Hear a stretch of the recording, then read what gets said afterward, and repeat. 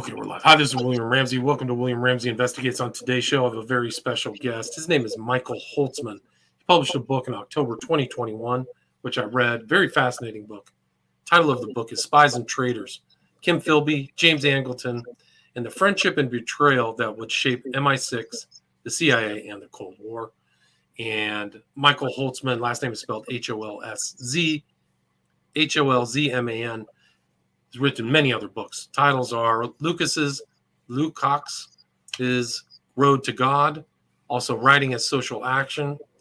Another title is James Jesus Angleton, the CIA and the Craft of Counterintelligence, which ties into this book. Guy Burgess, Revolutionary and an Old School Tie, also ties into this book. Another title is The Black Poverty Cycle, How to End It. Another one is Donald and Melinda McLean, Idealism and Espionage, ties into this book. The Chains of Black America, also The Language of Anti-Communism, 3/5 of an Education, and then two novels. One title is Mary Blair West, and another is Pax, 1934 to 1941. And Michael Holzman was born in Brookings, South Dakota. He's just completing writing another nonfiction book. Title of that is The Anglo-American Cold War, as well as another novel. And he lives in Briarcliff Manor, New York. And his website is his full name, Michael, HOLZMAN.com. So, Michael Holzman, welcome to the show. Thanks for agreeing to the interview. Thank you for having me on. Awesome. For people who may not have known your name, your other books, or your background, can you kind of talk about the arc of all the books you've written and what led you to write and publish this book, Spies and Traitors? I was actually interested in the issue of how education affects people in their later life.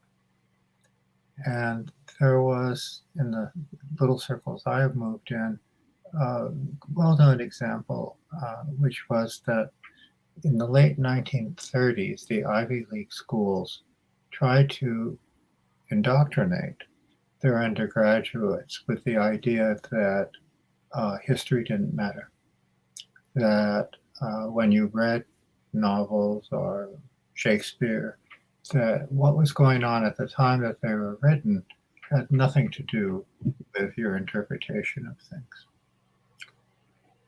And it seemed to me that that had all kinds of implications. If you don't know about history, if you think history is not important, that might have an effect on the way that you live, or the way that you conduct yourself. I stumbled on this example that there was this fellow, James Jesus Angleton, who had been at Yale in the very late 1930s. And he had been kind of a star as an undergraduate of this sort of thing. He ran a literary magazine that was probably the best literary magazine by an undergraduate that has ever been published, named Furiosa. He was a good friend of many of the leading poets at the time, including Ezra Pound. After he graduated, he entered the Office of Special Services, which was the predecessor of the CIA, and he had a career there. And it seemed to me that it'd be quite interesting to see that if the way he was indoctrinated at Yale actually had an effect on the way he conducted his life. So I wrote a biography of him, James Jesus Angleton, the craft of the CIA, the craft of counterintelligence. And then one thing leads to another, as you know. And I found out about a British man named Guy Burgess, who was significant in British government and espionage circles in the late 30s and 40s, and a very, very colorful character. He turned out to be a friend of Kim Philby. And Kim Philby and Guy Burgess were friends of the McLeans. So there's 3 books. And then I got some more information about both Philby and Angleton, and I wanted to update what I had done. So I wrote this book, which in England is called Kim and Jim. And my wife decided it would be a sexier title here to have Spies and Traitors. So the publisher agreed with me. So that's what we have. And, Go on. and so you kind of put this up. You had these backgrounds. You can tell you've integrated knowledge from your earlier 3 books, separate books on some of these characters into this, but you take it all the way back, kind of really at their, even talking about their parents, their fathers influencing these 2 characters. And that's an interesting story in itself. Maybe you can talk about the fathers of these 2 people, Kim Philby and James Angleton. Sure.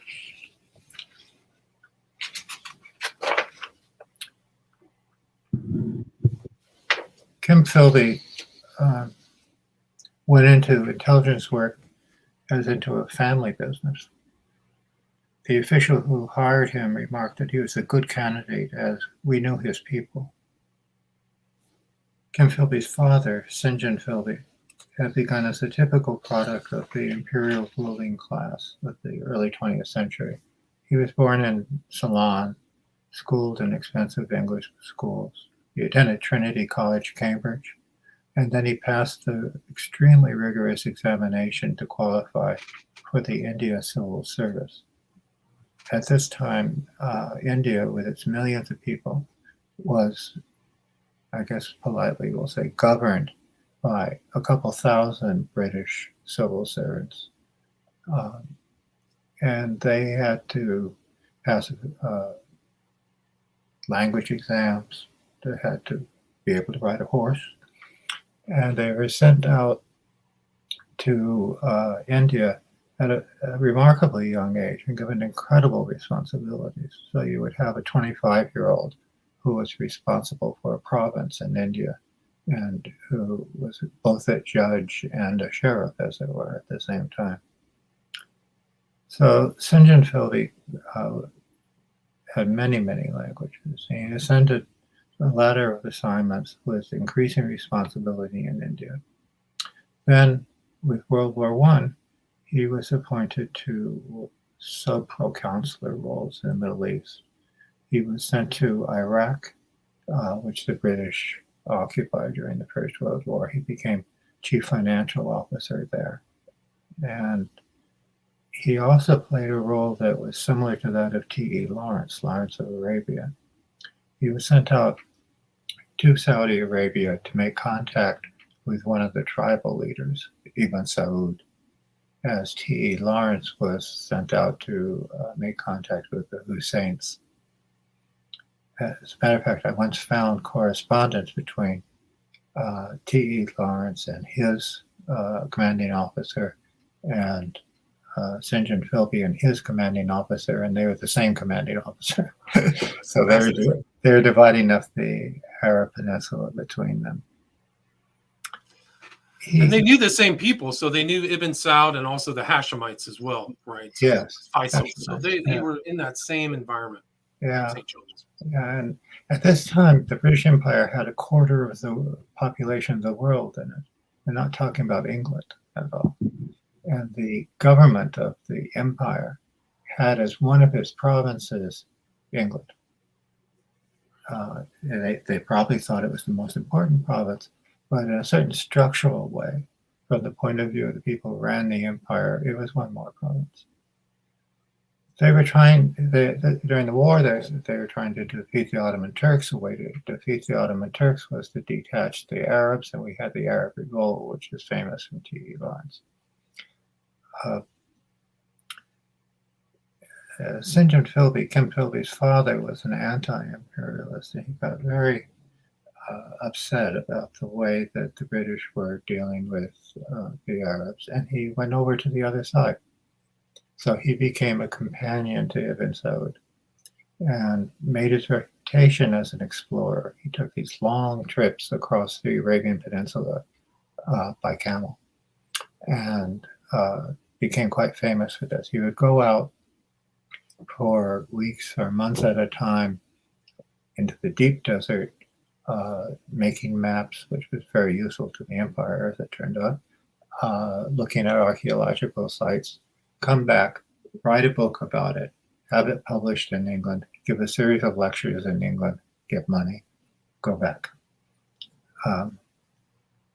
He eventually became a citizen of Saudi Arabia and an advisor to Ibn Saud into the late 1920s, and helped Ibn Saud break loose of the British Empire and associate himself with the United States and the oil companies. Right. He helped with a very important negotiation with Standard Oil, right? With Standard Oil, yes. You did read the book very carefully, didn't you? That is. So, but it's very important because that was the independence. That was kind of the new energy, was the Americans, and it gave Ibn Saud, became Saudi Arabia, the autonomy, really, to build his own country. That's right. And it was a stepping stone in Franklin Roosevelt's plan to take over the British Empire. So St. John Philby was very an adventurer, part of the empire, part of the intellectual elite.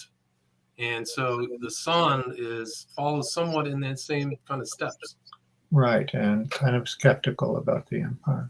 On the other hand, James Angleton came from a completely different background. His father, James Hugh Angleton, came from this little farm in Indiana, where the family just couldn't quite make it in the 19th century.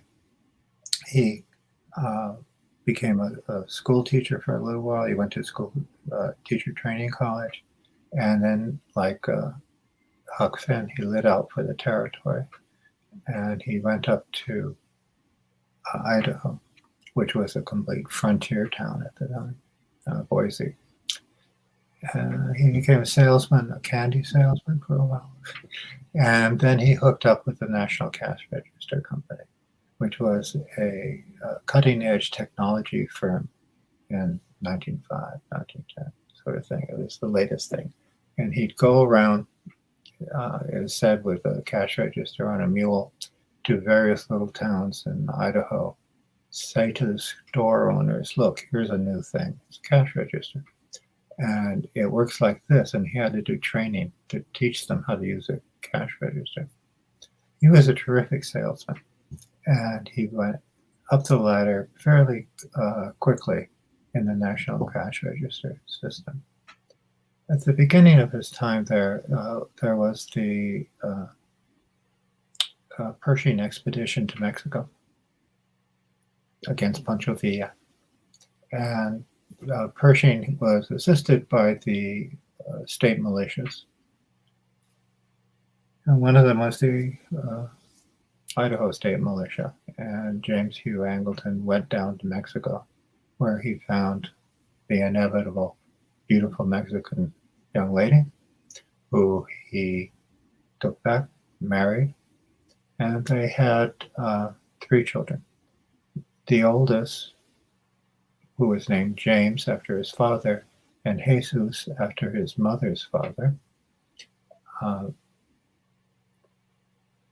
went to school, elementary school in Idaho, not to an exclusive private school as Kim Philby did.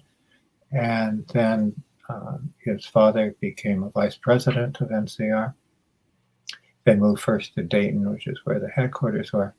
And in the early 1930s, James Hugh Angleton, was sent on a trip to Europe to look at what was going on with NCR's branches there. He looked around and he came back and he said to his boss, look, I'll buy the branch in Italy. So he bought the NCR franchise in Italy and moved the family to Milan. They went from a quite ordinary 3-bedroom bungalow in Dayton to a palace in Milan. And that's where James Angleton, when we're talking about, continued his education. And when he was about 16, his father decided that he needed to be a ruling class Englishman. And he looked around England and he found a high school, which was a private school, which they called public school. And he went there. And he very rapidly assimilated to English ruling class culture. And when he graduated, he went to Yale. And the sequence of events that I started with took place at Yale. He was very close to Ezra Pound, which was kind of dicey because Ezra Pound was a fascist broadcasting against the United States for the Italian government. Right. So he had credible literary connections, like E. Cummings, some very sophisticated people. But I think both the fathers of Philby and Angleton were remarkable. Like, I think Angleton can be likened to kind of a tech success story. Yeah, Angleton was a self-made businessman. When he was in Italy, he became head of the American Chamber of Commerce in Italy. He was the representative of American business in Italy. And since it was the late 1930s, the Italians he worked with were part of the Mussolini regime, which is kind of interesting. But if you look at the standard paper, the New York Times, as it were, of Italy, Corriere della Sera, whenever they have an event involving Americans, James Hugh Angleton is there welcoming the visiting senators and so forth. This is a long way from Boise, Idaho. Kim Philby. No, please continue. Kim Philby went to the same private school in England that his father had gone to. He did pretty well. He then went to Trinity College, Cambridge, which was also where his father had gone. This was in the early 1930s. Here, there was a kind of break. Europe was not in good shape in the 1930s. It was the Depression. It was particularly bitter in Britain because the Depression for most people in Britain had started just after the First World War. During the First World War, working people got higher wages, better working conditions because they were needed to support the war effort. As soon as the war was over, the employers lowered the wages and the terms of employment were made worse. There was a great strike in the 1920s and much bitterness. When Kim Philby went to Cambridge, he fell into a group that was very concerned about this, other undergraduates. He went on kind of tour of the special areas, they were called, and saw how the working class lived, which was not well. There was something called means testing. So if you became unemployed, and there were parts of Britain in the north where unemployment was the usual thing, the welfare payments were based on a survival amount of money for the family and nothing else. So if you had 2 chairs in your sitting room rather than 1 chair, they would say, you have to sell that extra chair before we'll give you anything. And in the coal mining areas down in Wales and up around Newcastle, it was very often the case that the men would stay in bed all day because if they got up, they would faint from hunger. There's a book by Orwell about this. Their lives actually, Philby and Orwell, some overlap in certain parts. They do. It's kind of interesting. I don't know if they knew each other at all, but it was the same sort of thing. Yes. So Philby does well in college, and he joins this group that are kind of amateur Marxists, and then they become more serious Marxists and associate themselves with the Communist Party. He graduates and he buys a motorcycle and he goes to Europe and rides around. Mid-1930s. Things are pretty bad in Europe. Comes back, makes some connections, goes to Vienna. There's Austria was in a revolutionary situation at that time. He goes to Vienna and he's given an introduction to people who are working for peace and for the working class. He's told, communists, of course. He meets a young woman. She says, "Why are you here?" He says, "I want to help." She says, "Fine, let's have an affair." He says, "That's great." And then comes a civil war. And he helps people who are working against what was then a fascist dictatorship in Austria. Things got too hot. And the Communist Party of Austria said, your girlfriend has to get out of here. She's going to get arrested. And the only way that that can work will be if you marry her. So Philby marries Litzy and takes her to London. By this time, he's completely radicalized. And he knocks on the door of the Communist Party in London. He says, "Hi, I want to join the Communist Party." They say, "How do we know you're not a police agent? What's your name? We'll check you out." So they say, "Come back in a couple of weeks." In the meantime, his wife says, "Look, there's someone I want you to meet."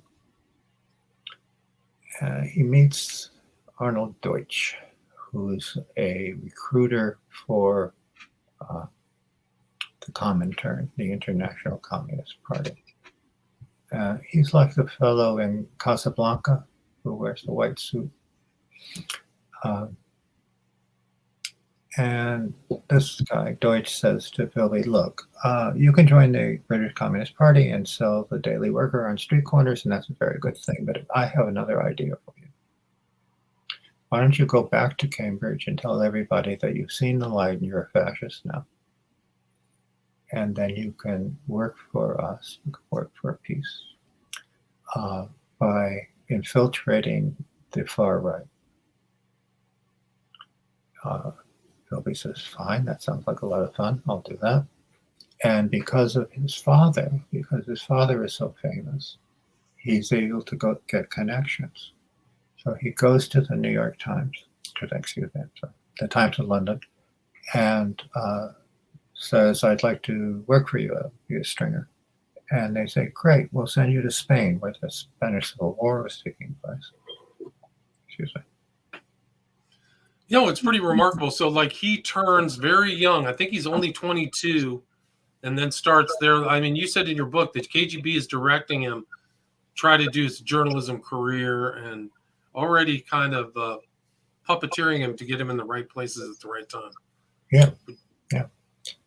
He goes to Spain as a stringer, covering Franco. All the leftists in Europe are covering the revolution, are covering the government, which is the revolution. He's covering Franco, the fascist. The Times buys a few of his articles and then says, "This is great stuff." And then they hire him to regularly write a column, write articles showing how the fascists are fighting against the Spanish government. Now, I found these, and so the book includes a study of his initial journalism for the Times of London from Spain, which I don't think anybody else has ever looked at. He follows Franco to the end of the war. At one point, he's involved in a kind of accident. He gets a medal that's pinned on him by Franco himself, which becomes kind of a get out of jail free card for him for the next few years. He's pulled back to London. The Times says, "Well, this is 1940. The Times says, "Well, there's a war on, and we want you to go to France with the British Expeditionary Force and report from there."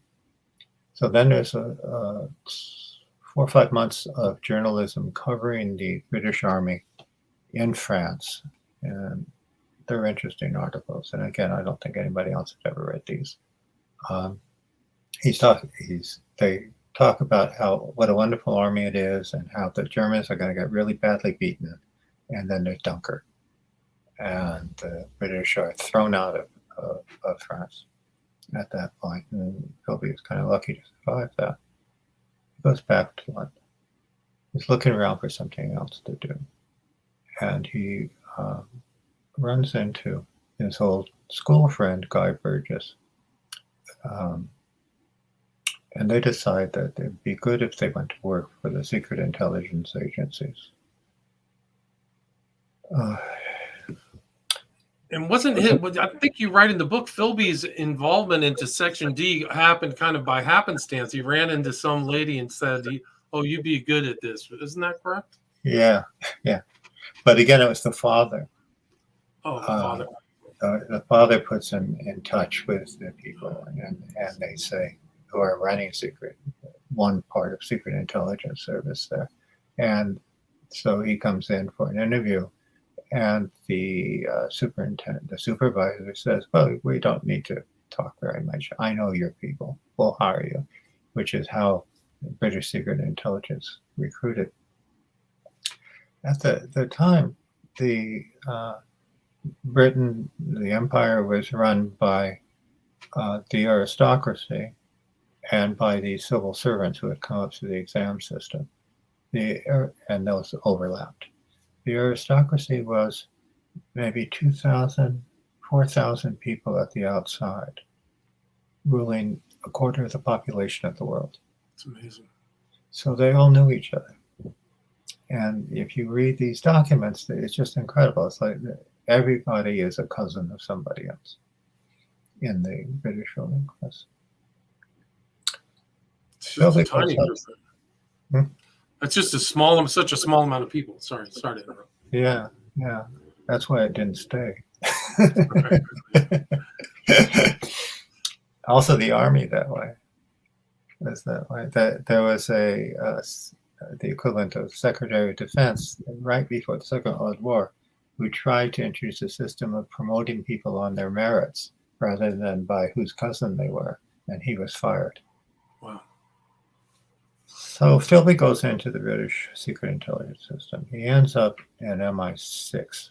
There are three basic groups here. There was the special branch, which was the equivalent of the cops.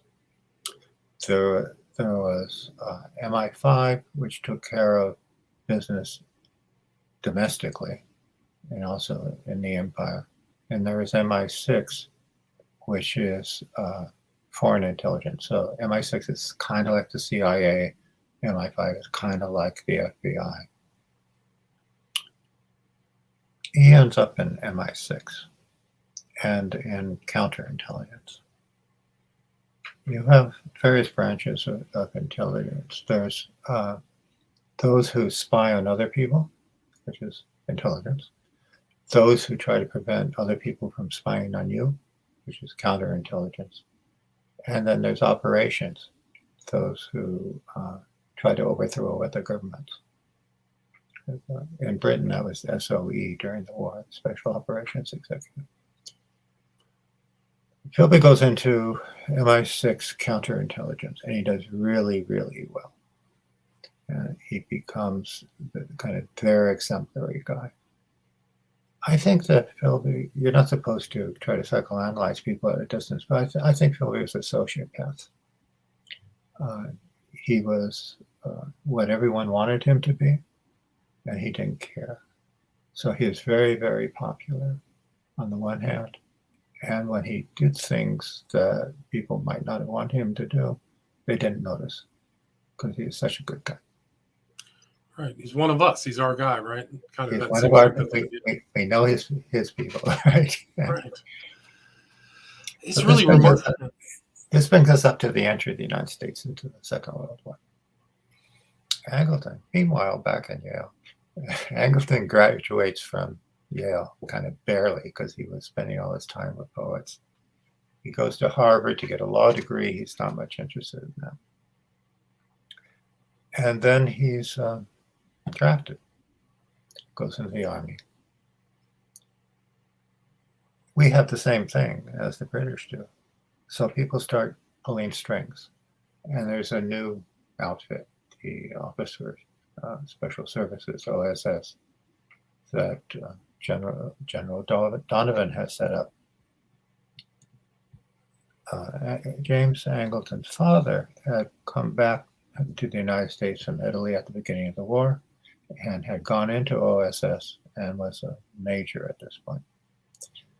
He talks to Donovan. Donovan talks to other people. They pull James Jesus Angleton out of the infantry, pull him into OSS. He has all these languages. It's unclear how many languages, but yes, he certainly has Italian and French. Given his mother's nationality, he probably has kitchen Spanish as well. So he's in OSS, he goes through basic training, and he's sent to London to learn to be a counterintelligence person. And the best person to teach him to be a counterintelligence official is Kim Philby. So they OSS sets up an office, sublets an office from MI6 in the most fashionable possible place in London. And Angleton has an office down the hall or next to Philby's office. And Philby says, "Glad to meet you. We like Americans. This is terrific. Here, I'll teach you all you need to know." And he does. Because he knows. After a year or so, Philby has gotten to the point where he's in charge of MI6's efforts in the Western Mediterranean. They sent Angleton to Italy. The OSS wasn't doing very well in Italy. They were kind of confused. So this is about the time when the American and British armies, which had landed first in Sicily, were working their way up and they are reaching Rome. Angleton was put in charge first of dealing with people who had come across the front lines and said, "Oh, I've always been pro-American or pro-British. I just happened to be working with the Nazis for a while." And Angleton would interrogate them and do research and so forth. He was very good at this.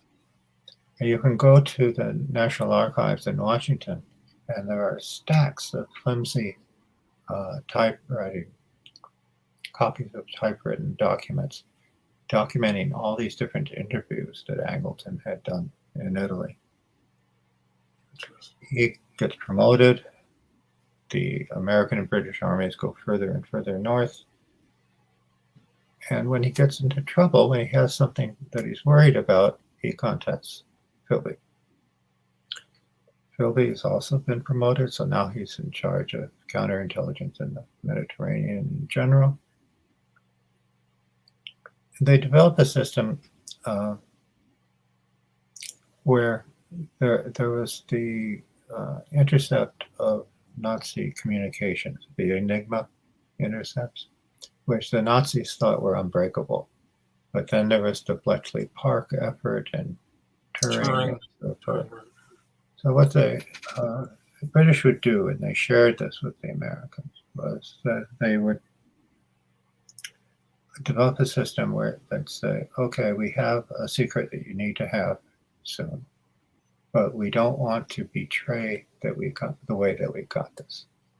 So we'll say, oh, we got this information when a plane was shot down and it was found there, or a submarine was sunk and we got that information, or someone defected." And so they produced these portfolios of information, some of which came from this ultra secret source and some common. And the person who was in charge of this in Italy transmitted from London, from Philby, was Angleton. Well, Angleton had all this wonderful information. He kept being promoted.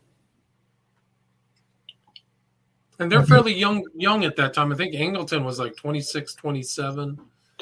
Very responsible. You said in the book, at a certain point, right at the end of the war, he was running the Italian intelligence services. Like he was like a proconsul or something. Yes.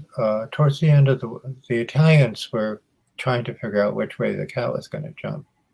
And Angleton was able to contact the head of the military secret intelligence system in Italy, the Italian secret intelligence system.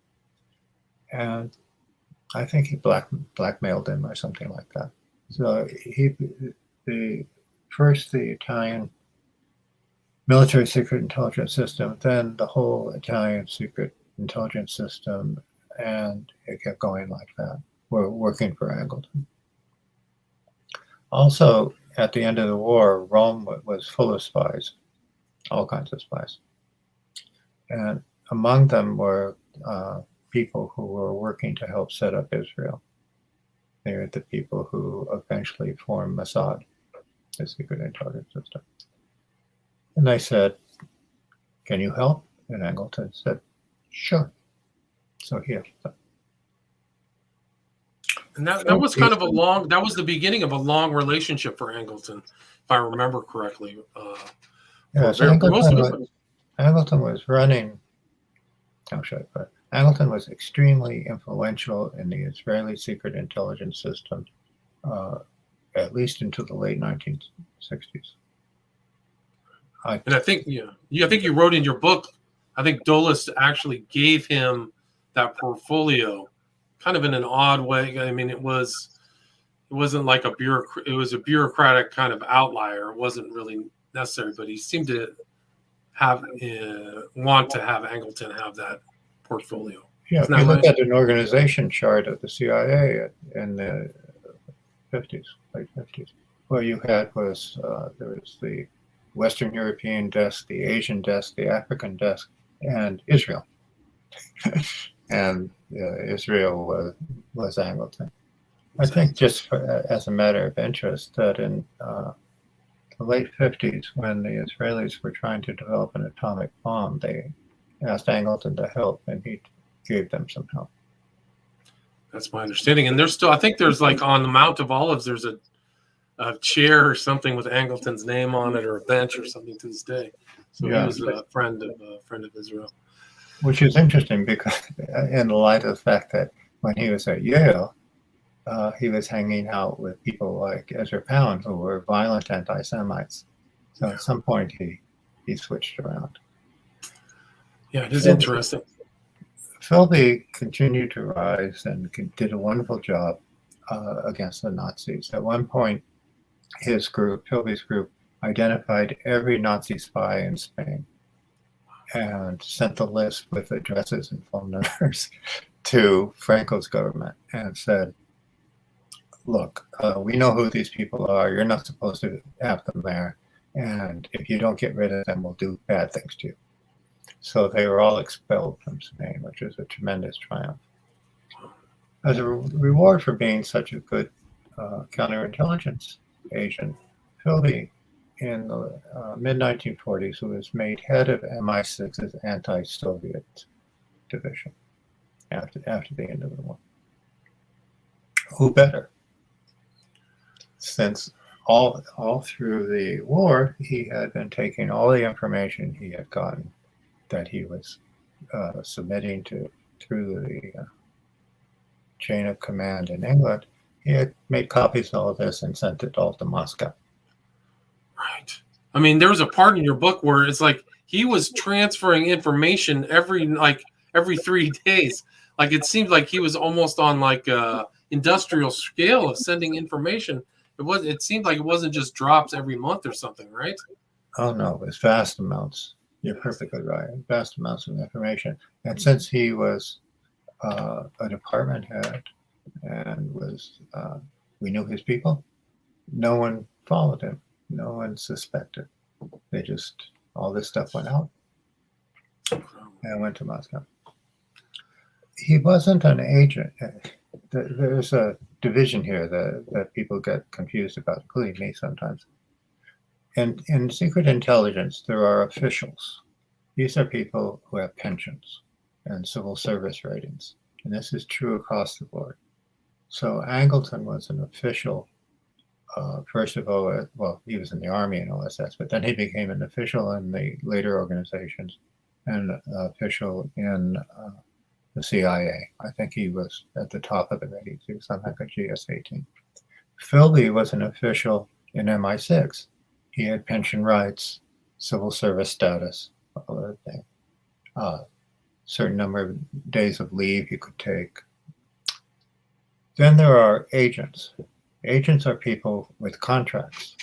They're not officials, but they have a contract with an intelligence agency, and they're paid kind of piecemeal. We'd like you, I found some documents last year. The CIA had a contract with a fellow where they said, we'd like you to go to Africa and kill Patrice Lumumba, and we'll pay you this amount for doing that and over these number of months. And if you're killed, tell us your next of kin and we'll give them a bonus for your death. Those are agents. And then there are sources.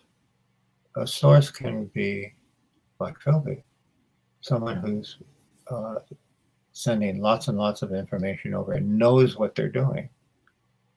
And then there are sources where an intelligence official or an agent will have lunch with somebody and get information from them. And that source wouldn't even know that this person was working for a foreign power. That was everybody else. So Philby was an official for MI6. He was a source to Soviet intelligence. He wasn't an agent, except at the end of his life. So. Right, like they changed.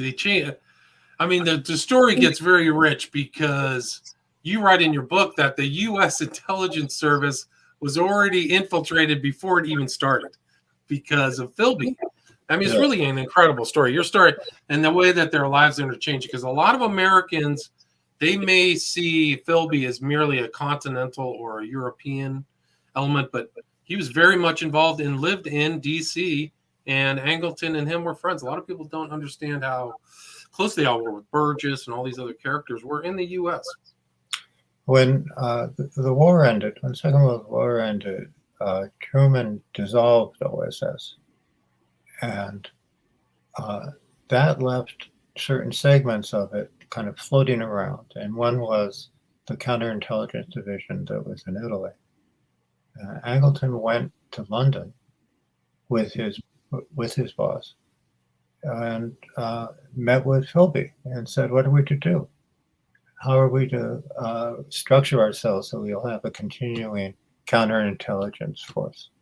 And Philby was nice enough to buy them lunch and give them advice. And that was the kind of relationship they had.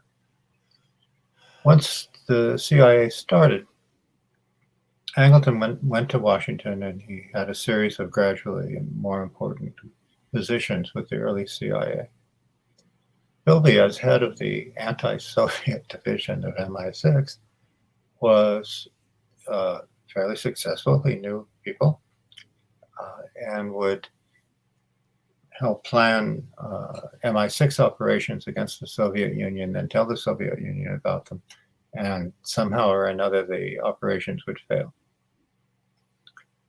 He was appointed as the British Secret Intelligence representative in Washington in the late 1940s, not only for MI6, but for MI5 as well, and for other even more secret things. So he goes to Washington, and there's a reunion. He and Angleton say, glad to meet you, let's have lunch. And so they had a series of, they would have lunch, and then they'd go to cocktails, and then they'd have dinner. Philby's position as head of the head representative of intelligence with the British Embassy put him in charge of communications. So everything that went from London to the British Embassy in Washington went across Philby's desk. And Philby would make true copies. One copy went to where it was supposed to go, and the other copy would go to Moscow. A lot of this there were two things that were the major points here, I think. One was the atomic bomb. And there had been an agreement between the United States and Britain to develop the atomic bomb as a collaborative project.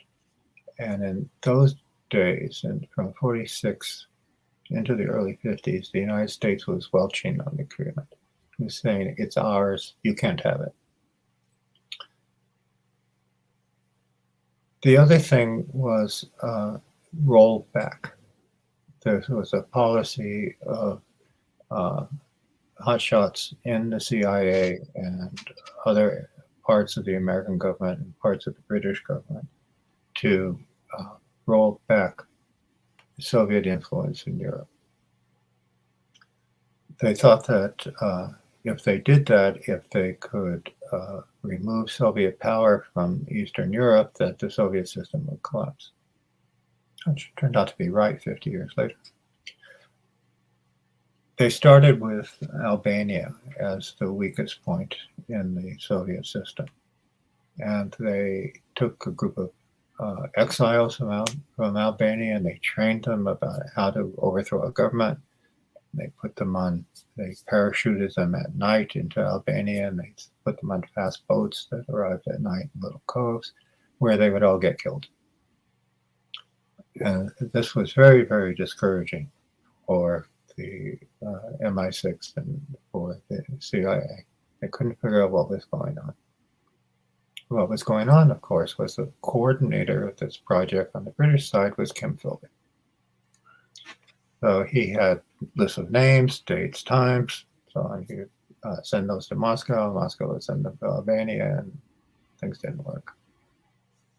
It's just incredible. And wasn't he honored by the Soviet Union in 45 with merits, like in absentia? Yeah, like they said, that was real good. We've got a medal for you. We'll keep it here for you. Yeah, and so he's garnering these accolades from the Soviet Union. He's one of us here for the UK and the US. They're getting basically spoon-fed information on how to run intelligence from Kim Philby. It's really off the charts. Yeah, he became part of what was called the Georgetown set in Washington, along with Angleton and the publisher of the Washington Post and certain high officials in the State Department, certain high officials in the Atomic Energy Commission. And so he was right at the center of all this kind of information. Right. So he's garnering information about all these people's lives and just their relationships and drinking with Angleton and living with Burgess too, right? Somewhere, I think Burgess was in the basement for some reason. That's unclear why that happened. And something weird happens, like you show in the book, like the CIA gets super suspicious of these guys, but the guys in the UK, they don't seem to key in. They're more credulous than the Americans, right? About what's going on. Well, it depends on which Americans, but yes, he was one of our people. What are you doing? You clumsy American, you have no culture. One of the things that Philly saw was the effort to decode the Venona correspondence. When the Nazis had gotten close to Moscow in 1940, late 41, it was Panic City. They had no extra resources, and the standard way of sending secret communications broke down.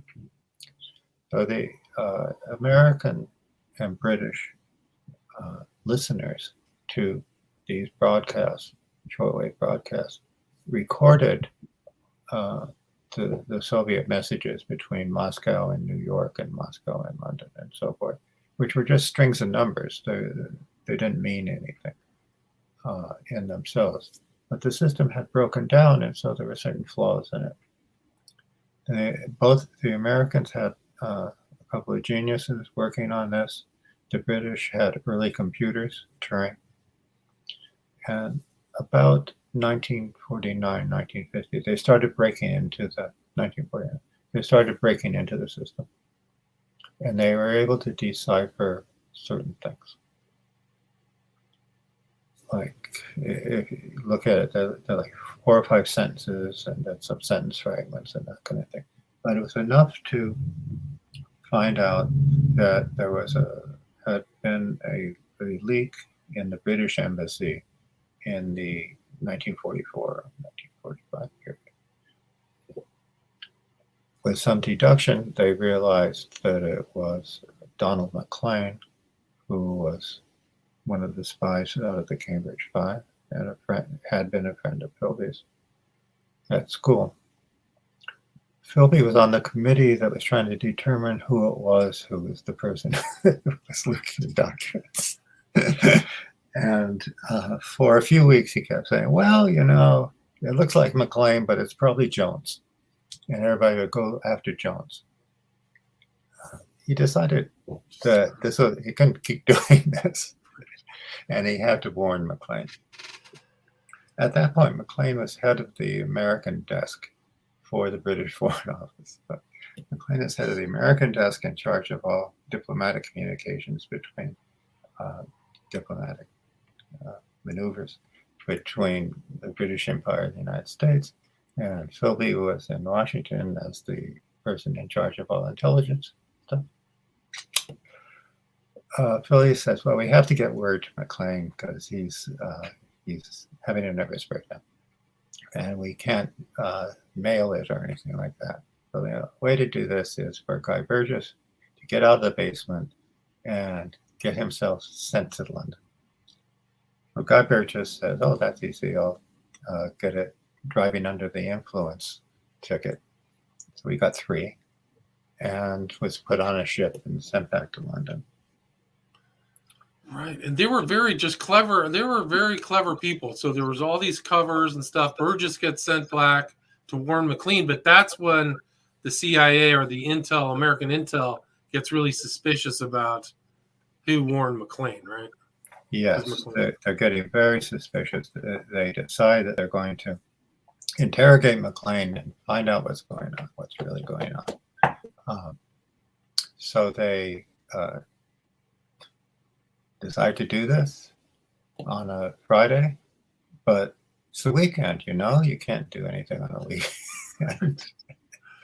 And somehow McLean and Burgess get the word that this is going to happen. So Burgess picks up McLean and they go to Moscow.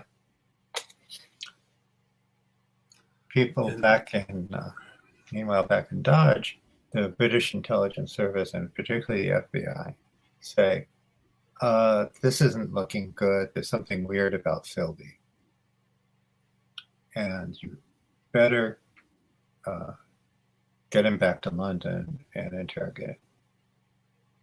So the Brits say, okay, we'll do that. But, he's a good guy. We know his people. Yeah. He's our guy. But so they're he and Burgess have a fairly close relationship. And one of the clever things that you point out in your book is like Philby made this analysis writing saying, yeah, Burgess could be a spy.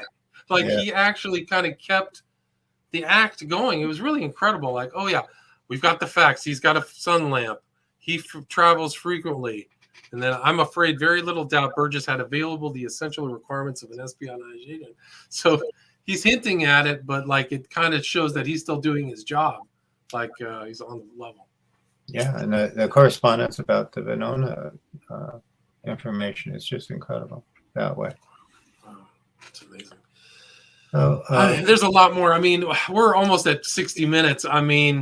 There's a lot more information. I recommend people get this book and read it because I think it really shows the international character of this spy event, and the espionage was really thick. But there's a lot. You brought in MacArthur. I didn't know MacArthur is brought into the Philby thing. There's a lot of other information in this. Golunevsky, who I've covered his book. But where do you, there's a lot more. Can you talk maybe if people take that step to buy this book, what else can people expect to read in it? Well, there's the later career of Philby, which is very interesting. He's thrown out of MI6.